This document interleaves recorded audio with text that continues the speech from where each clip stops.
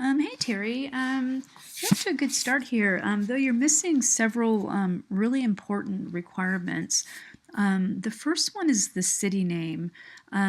So that needs to be somehow, there needs to be left some negative space for that to fit in.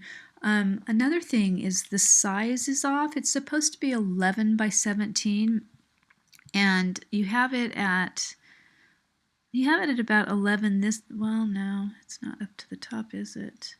Um, you have it at almost 11, but you have this part all the way up to 21. So it needs to be 17. So unfortunately, that does change things. So you're probably going to give yourself a lot more work, but that's really what the specs are, and there is a hefty point deduction.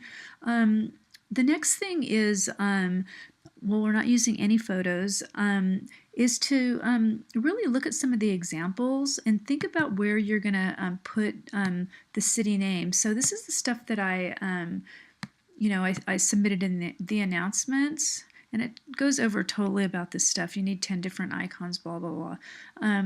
Need a city name right here. But again, look at some of the pieces that I put. These are fairly simple, which is good. They don't have a bunch of color. Very neat legend. The city name stands out nicely, so be sure to really view these. Again, city name, legend. You know, same thing here. City, and then the legend's really nicely done. Very minimal color here, right? They're only using like 3 colors in the whole map. Another thing that I don't know, you may have missed it, is I post these videos every week. So listen to this or watch it, because it really also goes over some of the requirements. So you kind of got a work cut out for you a bit. So just a few things I wanted to point out. You can turn the grid on with this, and and so I'm going to go up under View, and then I'm going to say Guides. That's one way to do it. I'm going to say Show Grid right here. And you can set these to anything. I would make them bigger. There's also other measurement tools to help. So again, under View, if you go down to Guides, and you can see these different guides that you can use. You can also just a second. So what I would do is just simplify this color. There's just way too much color going on.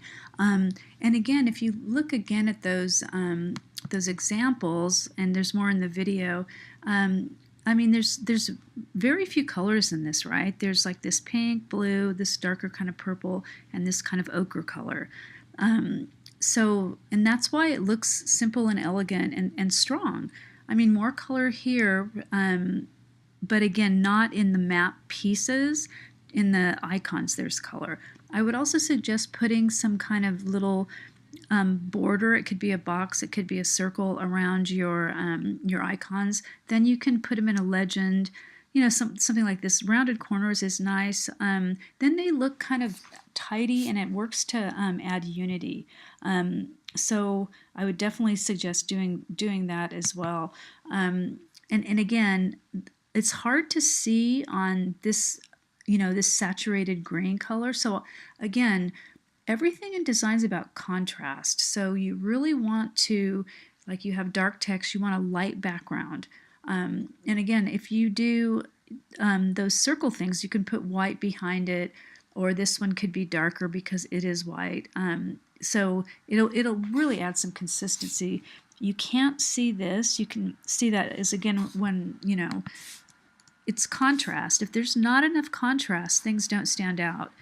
So this beige color is too light to be seen on white. It would be seen okay on like a black or something, but again, so and you can also turn on snap to guides, which will snap your your boxes so that they don't all look like they're a different shape. Okay, so I would suggest working on this more and putting this back into this drop box, because you are missing quite a few elements and you probably won't be very satisfied with your grade, but I think if you just incorporate some changes that I've just told you and really just focus on looking at examples of like the maps I showed you that work, and it should be a big help. Okay, and less color.